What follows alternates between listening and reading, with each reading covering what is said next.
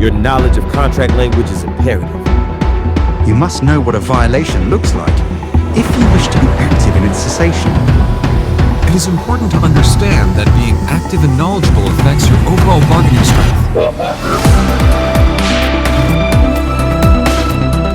Together, towards a more militant NALC. Good morning, letter carriers, and welcome back to Parcels of Knowledge, the podcast dedicated to delivering knowledge to the city letter carrier, with your host, the Roseville Wrecking Ball. This is recording from beautiful city of Roseville, Michigan, still currently on grievance 410. Today, I'd like to talk about some things regarding our newer carriers. I feel like I left them out. I left out the newer guys in terms of some of the themes of my episodes. So I had some carriers requesting this specific topic, so I figured, hell, why not? Why not do it? I'm already on a roll this week. Due to some issues I am experiencing in terms of editing video content, I am considering a Zoom meeting with those individuals who are interested in my grievance tracking system. It will not likely be posted and will be more of a personal Zoom call in which we can all talk on a one-by-one basis. I'll still be doing a similar episode, but it will have to wait until I can get my video skills honed. Now, for those of you CCAs and or PTFs who are interested in converting, let's talk about the MOU regarding conversion. In the most recent national agreement, we continued the process that must be followed for filling of full-time regular opportunities. This process is identified in the MOU, Full-Time Regular Opportunities, City Letter Carrier Craft. Unfortunately, the national parties have agreed to utilize an alternate dispute resolution process consisting of the NALC and Postal Service representatives at the headquarters level who address grievances that arise when full-time regular opportunities are not filled in accordance with the established and agreed upon methods. This has always been the case for a while now, but in my experience, ADR processes mean issues, and I've had specific issues with this one even. Using an ADR means that it is not subject to the grievance procedure in the normal fashion, but rather a separate process agreed to by the national parties. I feel like I've always been screwed by the ADR processes that have existed. But regardless, the MOU states, in part, that when an opportunity exists, it must be filled in the following manner. 1. Full-time regular opportunities defined above will be filled within 28 days of becoming available in the following order. A. If the opportunity is a residual vacancy, assignment of an unassigned full-time regular or full-time flexible city carrier in the same installation. B. Conversion to full-time regular status of a part-time flexible city letter carrier in the same installation pursuant to Article 41.2.B.6 and B of the Collective Bargaining Agreement. 2.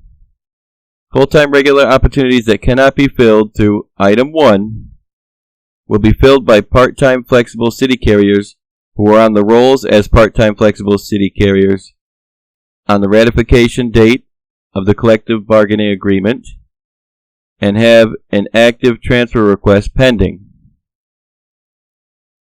In the installation where the full-time regular opportunity exists on the date the full-time regular opportunity becomes available.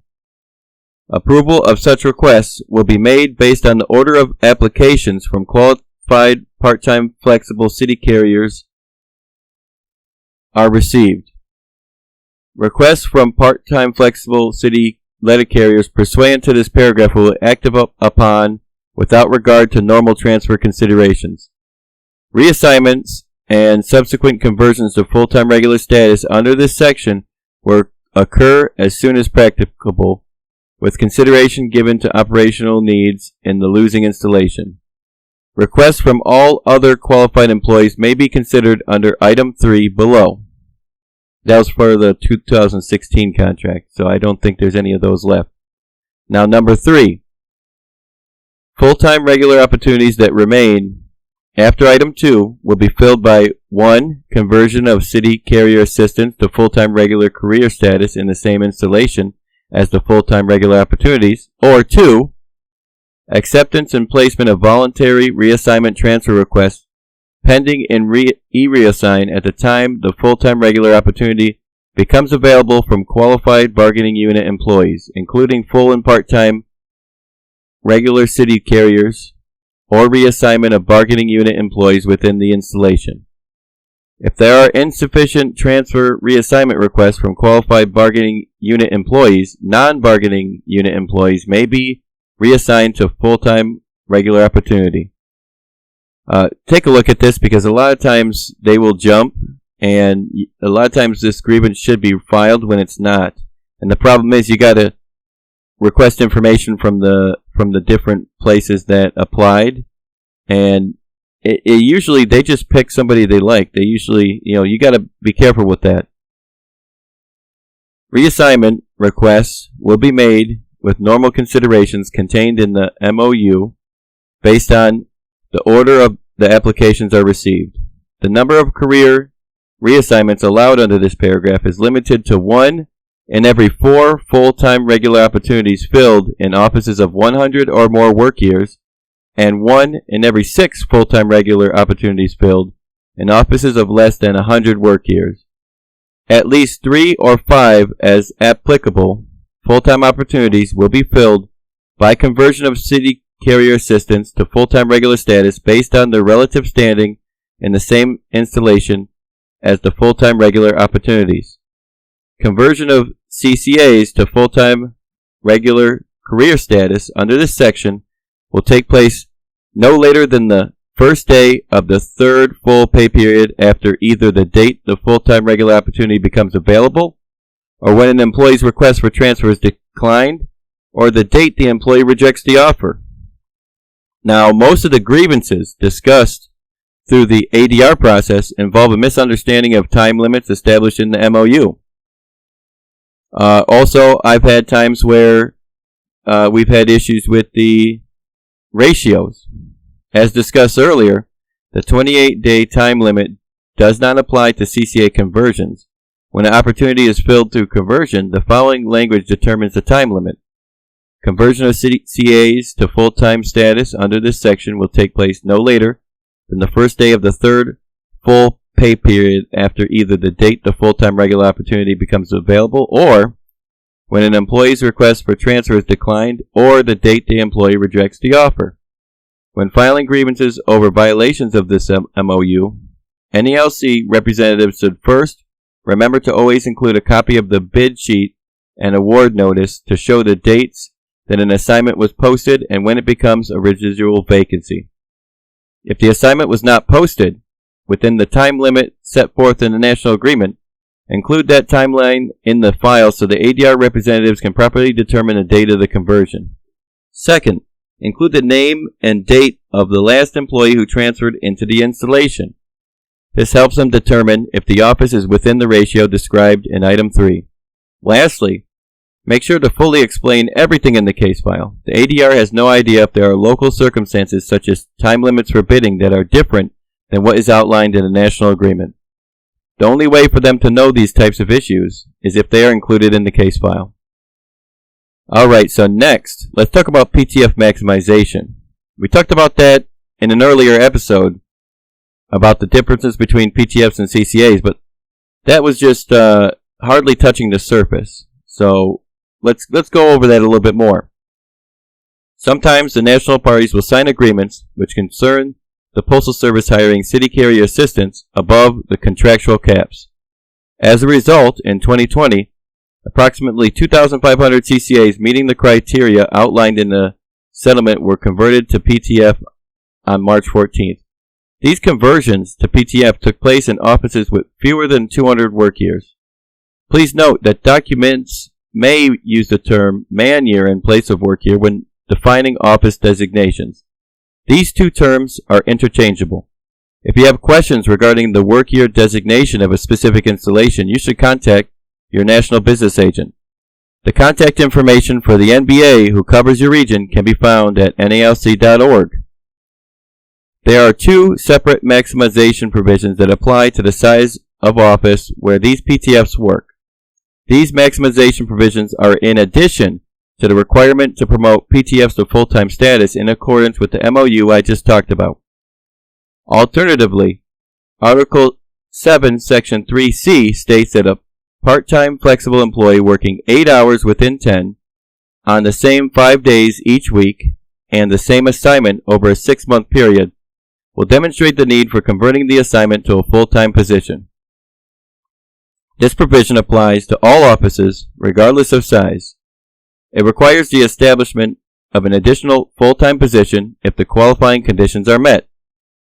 A PTF carrier working a regular schedule meeting the criteria of Article 7.3.c on the same assignment for 6 months demonstrates the need to convert the duties to a full-time assignment. The 6 months must be continuous. That can be found in M1069. Time spent on approved paid leave does not constitute an interruption of the 6-month period, except where the leave is used solely for the purposes of rounding out the work week when the employee otherwise would not have worked. That's M913. For the purposes of Article 7.3.c, a part-time flexible employee not working all or part of a holiday or observed holiday, as defined in Article 11, does not constitute an interruption in the 6-month period. Where the local Memorandum of Understanding provides for rotating days off, a PTF employee who works the same rotating schedule, 8 hours within 10, 5 days each week on the same uninterrupted temporary vacant assignments over a 6-month period has met the criteria of Article 7.3.c of the National Agreement. That can be found in M1398. On a side note, we need to make sure these PTFs who are on bids, which bids are going to be our best friend in this situation, we need to make sure that management's observing their bid. Stewards keep track of that stuff because we need to be on top of that. Because management's going to do everything they can to get out of this. And now that we have more and more PTFs over time, this is going to be more and more of a reality that we're going to have to deal with. Back to the content. National Arbitrator Mittenthal held in C5070 that time spent by a PTF on an assignment opted for under the provisions of Article 41.2.b counts toward meeting those maximization criteria. However, the provisions of Article 7.3.c will be applied to an uninterrupted temporary vacant duty assignment only once. That can be found in M1398. The MOU, Maximization Full-Time Flexible, found in the JCAM provides that where a part-time flexible has performed letter carrier duties in an installation at least 40 hours a week, 8 within 9 or 8 within 10 is applicable, 5 days a week, over a period of 6 months, excluding the duration of seasonal periods on seasonal routes defined in Article 41.3.r, the senior part-time flexible shall be converted to full-time carrier status. This criteria shall be applied to postal installations with 125 or more man-years of employment. It is further understood that part-time flexibles converted to full-time under this criteria will have flexible reporting times, flexible non-scheduled days, and flexible reporting locations within the installation depending upon operational requirements as established on the preceding Wednesday. Now, let's talk about the 39-hour report. Every pay period, the Postal Service provides the NALC with a report that lists the names of PTF city carriers who have worked 39 hours or more during each service week during the previous 6 months in offices with 125 or more work years. This report is distributed by the NALC to its branches through its regional offices. It is designed to make it unnecessary for shop stewards to regularly request timekeeping data to monitor the maximization memorandum. If a name is listed in an installation, it does not automatically result in the conversion of the senior PTF to full-time flexible in that installation. Local management may examine the work hours of the listed PTF to determine if all the criteria of the memorandum has been met. In order for the hours worked to meet those criteria, the hours worked must be 8 hours within 9 or 8 hours within 10 based on the size of the office, worked over 5 days of the service week, not 6 or 7, not during seasonal periods on a seasonal route, and worked in the performance of city letter carrier craft duties. Local management may also review the actual number of hours worked each day and week of the 6-month period. By tracking of 39 hours rather than 40 hours each service week, the parties recognize that a conversion should be made if the PTF missed the 40 hours only by minutes on a day or days during the service week. In addition, local management may examine whether approved leave was used solely to reach the triggering level of hours worked during any of the service weeks during the 6-month period. If there is no dispute that all these criteria have been met, then the senior part-time flexible employee, not necessarily the part-time flexible employee listed on the report, shall be converted to a full-time flexible city letter carrier status in the installation. In such cases, there is no need for the union to request additional timekeeping data or conduct any additional investigation. But we all know how this goes, and management is some of the most dishonest people you will ever meet. If local management asserts that an employee listed in the report did not meet all the conversion criteria discussed above, the union should be given the data which management relied upon to make the decision. The union is not precluded from disputing local management's decision through the grievance procedure. Hey, no ADR process on this as far as I understand. That's a plus. This process has been developed by the national parties to avoid grievances and cumbersome exchanges of information requests and rebuttal on the issue. Focus on the exchange of information and ensure that the intent of the national parties is determined at the local level. Unfortunately, we have experienced sometimes it's better to have the local parties handle things. Can you imagine what would have happened if the local parties had more input on the last contract? Next, we will talk about the nature of full-time flexible positions. This is the last topic. When a PTF carrier's work over a 6-month period meets the criteria of that reference memorandum, the senior PTF must be converted to full-time flexible. Under the memorandum, a full-time flexible carrier has a flexible schedule which is established week to week and posted on the Wednesday preceding the service week. Sounds like the CCA MOU. However, that schedule may involve varying daily reporting times, varying non-scheduled days, and varying reporting locations within the installation depending on operational requirements. Full-time flexible assignments are incumbent only assignments, which means they are not filled when vacated. This can be found in M document 1400. Full-time flexible employees may bid on full-time regular positions.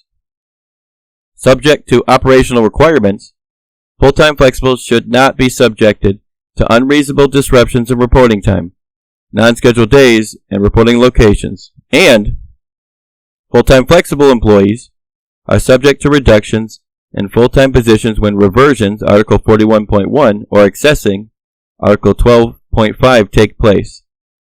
Nothing the letter of intent changes the parties' understanding that any accessing still must be from the junior full-time carrier regardless of his or her status as full-time regular or full-time flexible.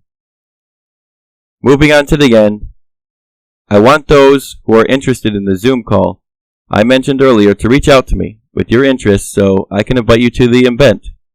Hopefully this episode wasn't too boring. I just want to answer some questions that were given to me earlier this week. These were topics I was fascinated about when I was a part-time employee as a CCA. I hope you shared the same curiosity. Hey, I'm trying to determine how I've been doing, so feel free to leave me a comment, good, bad, or indifferent, on any platform. That way I can understand if I've been meeting your needs. I haven't had a comment since episode 11. I hope you learned something valuable today, and as always, have a good day. Out to the Roseville Wrecking Ball. He is an Article 8 scholar, and thank God, we need Article 8 scholars right now. The Grievous Genius and the Roseville Wrecking Ball doing amazing work. Brothers and sisters, this guy is good, man. He's fucking good.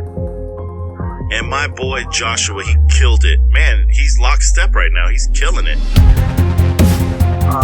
You would think this guy has been around for 30 fucking years. That's how good he is. Yeah, it's like he won't cut.